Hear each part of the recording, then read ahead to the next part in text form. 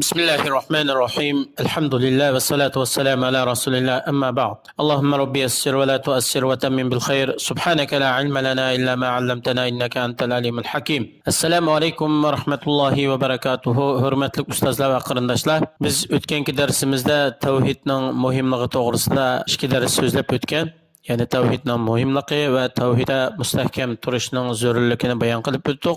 Bugungi darsimizda samarat tavhid ya'ni tavhidningki natijasi yoki mevasi ya'ni tavhidni mustahkam turgandan keyin kelib chiqadigan natijalar. Alloh subhanahu va taolo vahdaniyat degan sifat bilan yakka bo'ldi. O'z nafsini shirkdan, o'xshashlikdan fakladi. Yani Allah'ın hiçbir şeriki yok ve o'xshimi yo'q. Allah subhanahu ve taala bendilerini o'ziga yalğız ibadet qilishga buyurdi. Ular uchun turli ibadetlerini yo'lga qo'ydi. Allah subhanahu ve taala o'zini ibadatni bir bilishni dinning asli ve asasi ve eng birinchi farzi qildi. U bo'lsa-mu barliq yaxshilikning jug'lanmasi. Allah subhanahu ve taala tavhid bo'lmagan hech qanday yaxshilikni qabul qilmaydi. Tavhid aqidasi sap bo'lib, oz amal qilsa-mu bu amalninki savobi hasilab oshadi. Ammo haqiqiy sap tavhid yo'q, yaxshi amallarni qilgan bilan garchi taqdak amal qilgan taqdirdimi tavhid aqidasi sap bo'lmasa qilgan amallarning hammasi bekor bo'lib ketadi. Tavhid bo'lsa barliq payg'ambarlarningki chaqiriqi va ularningki da'vatining xulosasi. Allah tavhid uchun payg'ambarlarni avatdi. Allah subhanahu va taolo Qur'oni Karimda shunday aytadi: "Estağfirullahi mineşşeytanirracim. وما أرسلنا من قبلك من رسول إلا نوحي إليه أنه لا إله إلا أنا فاعبدون."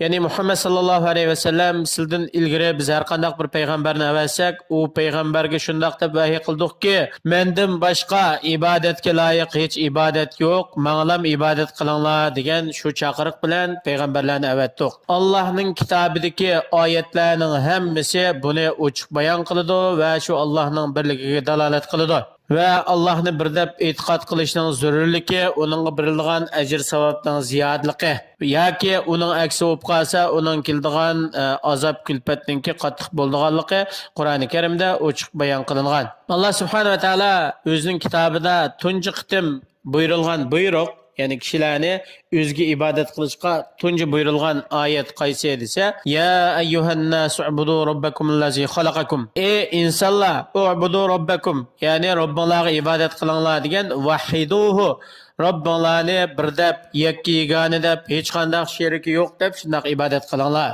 Müslüman her günü Rabbi üçün ada kılıdığan namazlarının hemmisidimi şu Allah'ını bir biliş, yalğız Allah'a ibadet kılışını ibaret bu çakırıkını tekrarlap durdu. Bulup mu bu Fatiha suresinde köp tekrarlandı. Her bir Müslüman külliki periz, vacip, sünnet, mustahab, teheccüd degendek hemen namazlarını hesaplaganda künüge 50 kıtımdan köp Fatiha suresini okuydu. Her bir kıtım okuğa vaxtıda İyyâke na'budu ve İyyâke nesta'in. Ey Rabbim biz sağlam ibadet kılımız, senden başka ibadet kılmayımız, senden gınak yardım talep kılımız, senden başkadan yardım talep kılmayımız deb özününki vədisini Allah'ın aldıda tekrarlaydı. Künüge 50 kıtımdan köp tekrarlaydı. Şuna Allah'ın aldıda her günü 50 kıtımdan köp vədi vergen Müslüman özününki tavhid akidesinde müstahkem duruş gerek, akidesini saplaştırış gerek. Tavhid bolsa Allah subhanahu ve ta'ala'nın bendelerdeki hakkı.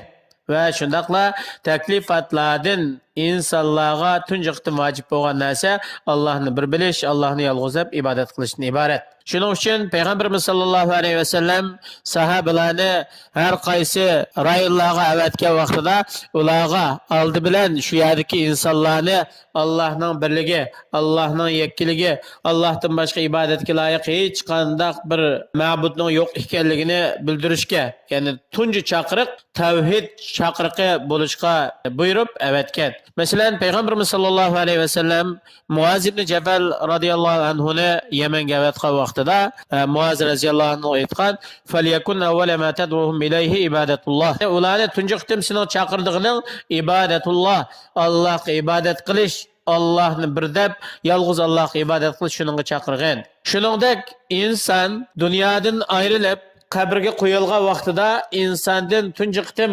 qabrda so'riladigan savol qaysi desa sen kimga ibodat qilgan, ya'ni man robbuk, sening robbing kim, sen çoqungan ma'bud, sen ibodat qilgan ma'buding kim deb insondan qabrda tunjiqdimi yana tavhiddan savol qilinadi. Shunga tavhid intayin muhim bo'lganlikdan Alloh subhanahu va taolo shu faqat tavhid bilan rozi bo'ladi. Shunga Ibrohim alayhissalom o'zining avlodlarini tavhidda mustahkam qilishni Allohdan tilab, Allohga shunday duo qilgan. Robbana vaj'alna muslimayni laka va min zurriyyatina ummatan muslimatan lak. Rabbimiz bizni sizlarga bo'ysunguchi musulmonlardan qilsa, bizning avlodlarimizdanmi sizlarga bo'ysunadigan ummatlarni qilsa deb İbrahim alayhissalom Alloh subhanahu va taologa alohida duo qilgan.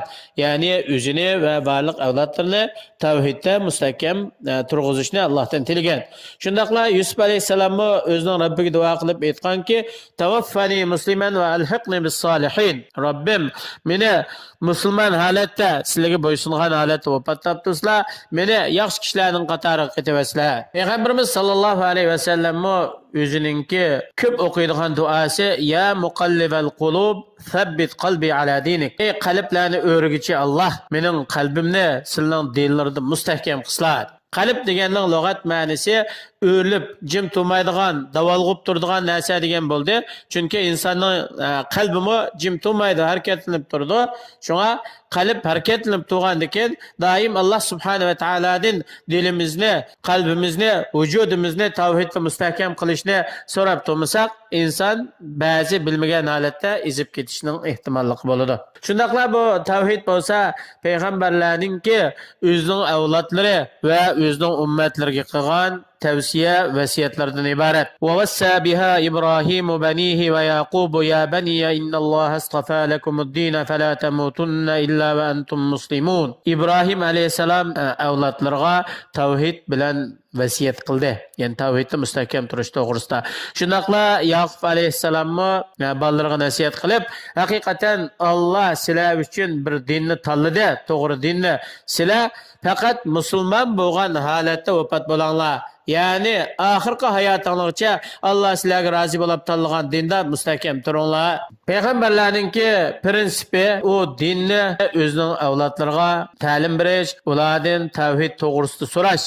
Hatto bular sakratul maut, o'lim holatiga kelgan vaqtidami avlodlarni chaqirib, ularni tavhidda mustahkam turishga tavsiya qilib va ularni imtihon qilib sinovliq. Ya'ni mendan keyin sizlar kimga ibodat qilisizlar degandek savollarni so'ragan. Bu to'g'rida Alloh subhanahu va taolo Baqara surasida shunday aytadi: "A'udzu billahi minash shaytonir rojim.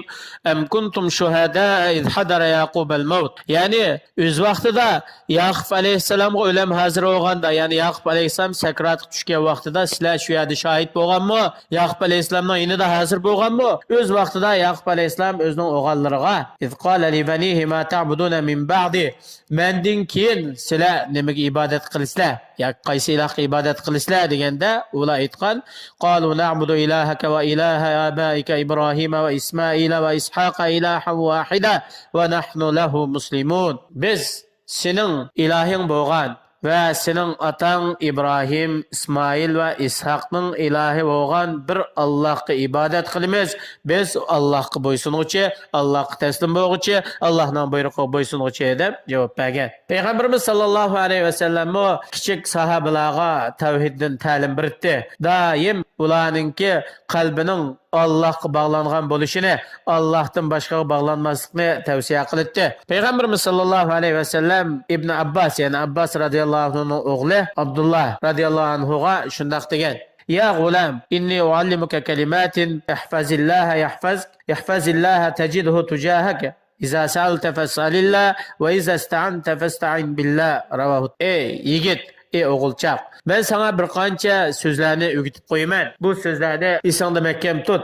Sen doim Allohni yod etsang, Allohni eslab tursang, Allohmo seni muhofazat qiladi, seni aslaydi. Sen doim Allohni eslab, Allohning buyrug'ini o'rindab tursang, doim Allohni o'zingning qarshingda topsan. Sen bir narsa so'rasang, Allohdan so'ra. Yordam talab qilmoqchi bo'lsang, yordamni Allohdan talab qilgin. alloh subhanahu va taolo bizlarni faqat tavhid ustida mustahkam turgan holatda dunyodan ketishga buyurib shundoq aytadi: ya ayyuhallazina amanu taqulloha haqqa tuqatihi va la tamutunna illa va antum muslimun. Ey Allohga iymon etgan, Allohning payg'ambariga ergashgan, Allohning diniga ishongan ey mu'minlar, Allohdan haqiqiy ravishda qo'rqinglar, Allohga haqiqiy shaklda taqvodorlik qilinglar. Sizlar faqat Allohga bo'ysungan musulmon bo'lgan holatda dunyodan ketinglar, yana vafot bo'linglar. Inshaalloh darsimizning oxirini davomlashtiramiz. Alloh subhanahu va taolo har birimizni shu tavhid ustida mustahkam turishga va oxirgi hayotimizgacha tavhid bilan yashab, tavhid bilan vafot bo'lishga muyassar qilsin. Assalomu alaykum va rahmatullohi va barakatuh.